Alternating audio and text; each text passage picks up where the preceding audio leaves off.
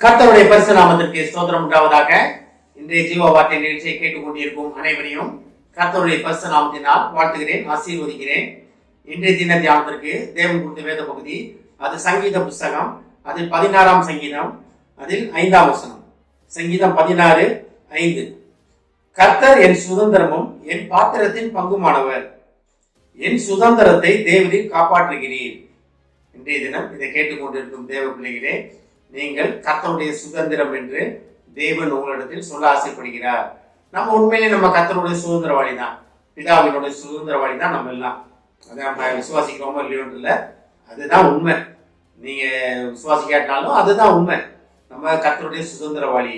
இது எப்ப நம்ம நடக்கும்னா, சுதந்திரவாளின்னா என்ன அர்த்தம் நமக்கு எல்லாமே தெரியும். அவரோட காரியங்கள் அனைத்துலையும் நமக்கு அவர் சம்பாதிச்சு வைத்து அவருக்கு அனைத்து காரியங்களிலும் நமக்கும் பங்கு உண்டு. அதுதான் சுதந்திரவாளி. இப்போ அப்பா அம்மா சம்பாதிச்சிருக்க சொத்துல, காசு பணங்கள்ல பிள்ளைகளுக்கு பங்கு இருக்கிறது போல, பிதாவானவர் வைத்திருக்கும் காரியங்களில் இயேசுவோட பங்குல நம்மளும் சேர்ந்து கொள்வோம். இயேசுவின் சுதந்திரம் எப்படியோ பிதாவிட்ட இருக்கோ, அதே போல நமக்கும் பிதாவின் இடத்தில் பங்கு உண்டு, இயேசுவின் இடத்தில் பங்கு உண்டு. எப்பேற்பட்ட ஒரு பாக்கியம் உள்ள சந்ததி பாருங்க. நம்ம இதெல்லாம் எப்ப நடக்கும்? அதை நம்ம விசுவாசிக்கும் பொழுது, நம்ம தேவனை விசுவாசிக்கும் பொழுது, நமக்காக ரத்தம் சிந்தி மறித்து, நமக்காக உயிர் தெரிந்து, நமக்காக பிதாவின் வலது பாசத்தில் உட்கார்ந்து, நமக்காக பரிந்து பேசிக் கொண்டிருக்கும் இயேசுவை விசுவாசிக்கும் பொழுது, கர்த்தரை விசுவாசிக்கும் பொழுது, நம்ம அந்த சுதந்திரத்தில் பங்கு பெறுவர்களாக மாறுகிறோம். அப்ப தேவன் நம்ம அழைப்பின் நோக்கமே, நம் படைப்பின் நோக்கமே அதுதான். நம்ம ஒரே குடும்பமாக இருப்பது தான் அவரோட ஆசை, அவரோட நோக்கம் அதான், அழைப்பின் நோக்கமே அதுதான். நம்ம காலவர் போக போக போக அந்த படிப்பு, அந்த தனி மனிதனோட அறிவுகள் அதெல்லாம் கூட கூட கூட நான் யார் தெரியுமா, நாங்களாம் வேற, நீங்களா வேற அப்படின்னு தேவனை விட்டு பிரிந்து போயிட்டாங்க. எப்படி பிரிந்து போனாங்கன்னா, சுயம் மேலோங்கனால பிரிந்து போனாங்க. தேவனை பற்றும் பயத்துல, தேவனுடைய அறிவில் இருக்கும்போது அவங்க போல. ஆனா இன்னைக்கு தங்களால எல்லாம் முடியும், தான் எல்லாம் பார்த்துக்குவேன் அப்படின்ற சுயத்துல அவங்க ஓட ஆரம்பிக்கும் போது தேவனை தேடுறதை விட்டுட்டாங்க. அதனால்தான் சங்கீதக்காரர் ரொம்ப அழகா அது தெரிஞ்சனால்தான் கர்த்தர் தேவரீர் என் பங்கு, கர்த்தர் என் பங்கு, சுதந்திரம் அப்படின்னு ரொம்ப அழகா சொல்றாரு அவரு. ஏன்னா அவருக்கு நல்லாவே தெரியும், கர்த்தர் தேவரீர் அவர் தான் அவரோட பங்கு, அவரோட சுதந்திரம், அவர் சகலத்தையும் எனக்கா யாவும் செய்து முடிக்கிற கர்த்தரை நோக்கி கூப்பிடுவேன் அப்படின்னு அது ரொம்ப நல்லா தெரிந்து வைத்திருந்தார். அதனால்தான் தாவீது ராஜாவுக்கு அவ்வளோ மேன்மைகள் கிடைத்தது. அந்த மேன்மை தாவீது ராஜாவோட மட்டும் முடியவில்லை, அவரோட தலைமுறை தலைமுறை தலைமுறைக்கு எல்லாமே தொடர்ந்து இயேசு கிறிஸ்துவே அந்த தலைமுறையில தோன்றினார். அப்பேற்பட்ட ஒரு பாக்கியம் உள்ள ஒரு சந்ததியாக அது மாறியது. எப்பொழுது கர்த்தரின் சுதந்திரம் என்பதை அவர் முழு மனதுடன் விசுவாசித்த பொழுது, முழு மனதுடன் நம்பின பொழுது, நம்ம எந்த இடத்துல இருக்கோம்? கர்த்தர் சுதந்திரமாக நம்ம ஏற்றுக்கொண்டிருக்கிறோமா? இல்லை நானும் போறேன் வரேன் எல்லாம் பண்றேன் அப்படின்றதோட நம்ம போயிடுவோமா? முழு மனதுடன் முழு ஆத்மாவுடன் நம்ம தேவனை தேடுவதற்காக நம்ம அழைக்கப்பட்டிருக்கிறோம்.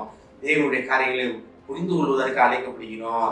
முழு வேதாவும் நம்ம அதைத்தான் சொல்லிக் கொடுக்கிறது. தேவனுடைய திட்டத்தை, கர்த்தருடைய திட்டத்தை எப்படி நம்ம புரிந்து கொள்வது, அந்த திட்டத்தில் நம்ம எப்படி நடந்து கொள்வது, இதுதான் முழு வேதாவும் நமக்கு சொல்லிக் கொடுக்கிறது. இப்ப கர்த்தரே நமக்கு சுதந்திரம்னா, நம்ம எப்பேற்பட்ட காரியங்கள் பாருங்க, நம்ம கர்த்தருடைய சுதந்திரவாளி. அப்ப தேவன் நல்லா தான் இயேசு கிறிஸ்து சொல்றாரு பாருங்க, நான் மேல போவேன், போனா பிதாவானவர் அநேக வாசஸ்தலங்களை ஆயத்தப்படுத்தி இருக்கிறார் அப்படின்னா நமக்கான பங்கு அங்கு உண்டு, பரலோகத்தில் நமக்கான பங்கு உண்டு. எப்ப இந்த சுதந்திரவாளி சுதந்திரத்தை நம்ம பங்கு பெறும் பொழுது, அந்த சுதந்திரத்தை பங்கு பெறலன்னு வச்சுக்கீங்களே, பரலோக ராஜா நமக்கு கிடைக்காது. இதை நம்ம நல்லா தெரிந்து கொள்ள வேண்டும்.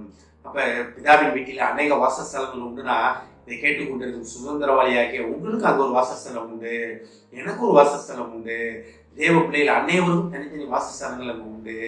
அதுதான் சுதந்திரவாளி, அதுதான் சுதந்திரத்தில் பங்கு பெறுவது. அப்ப நம்மளுடைய அழைப்பை, நோக்கத்தை, படைப்பின் நோக்கத்தை நம்ம என்ன செய்ய போகிறோம்? இதை கேட்டுக்கொண்டிருக்கும் தேவ பிள்ளைகளே, இன்றைய தினம் தேவன் உங்களை நோக்கி கேட்கும் ஒரு கேள்வி இதுதான். நான் உங்களை என்னோட சுதந்திரம்னு சொல்றேன், எங்களோட சுதந்திரவாளின்னு சொல்றேன். ஆனா நீங்க எங்க இருக்கீங்க? நீங்க அதை ஏற்றுக்கொண்டு இருக்கிறீங்களா? இல்ல இதெல்லாம் நான் இருக்கலாம் தகுதியானவனா அப்படின்னு நினைச்சு கொண்டு இருக்கிறீங்களா? நீங்க எந்த இடத்துல இருக்கிறீங்கன்னு நாம ஆராய்ந்து அறிந்து கொள்வதற்காக தேவன் நம்மளை அழைக்கிறார். ஆமென். ஜெபிப்போம். எங்களை அதிகமாக அன்பின் பரலோக பிதாவே, கர்த்தாவே நீரே எங்கள் சுதந்திரம் என்பதை நாங்கள் புரிந்து கொண்ட மாட்டவரே. சுதந்திரவாளியானவன் தன் தகப்பனின் காரியங்கள், சொத்துகளுக்கு, அனைத்து காரியங்களுக்கும் தகுதி உள்ளவனாக இருக்கிறான் ஆண்டவரே.